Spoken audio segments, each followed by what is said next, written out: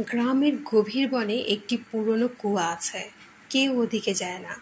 বলা হয় যার সাহস হয় কুয়োর পানি তুলতে, সে আর আগের মতো থাকে না।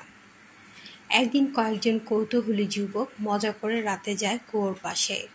তারা পানি তুলে দেখে পানির নিচে কারো মুখ ভেসে আছে। ভয়ে তারা দৌড়ে পালায়। কিন্তু যেই যুবকটা কুয়োর দড়ি ধরেছিল, পরদিন থেকে তার আচরণ বদলে যায়। সে রাতে ঘুমের মধ্যে হাঁটে, নিজের ছায়ার সাথে কথা বলে এবং বারবার বলে, ওই কুয়োর নিচে আমিই আছি। একদিন সকালে দেখা গেল সে নিখোঁজ। শুধু কুয়োর পাশে পড়ে আছে তার জামাটা, ভেজা আর কাদায় মাখা।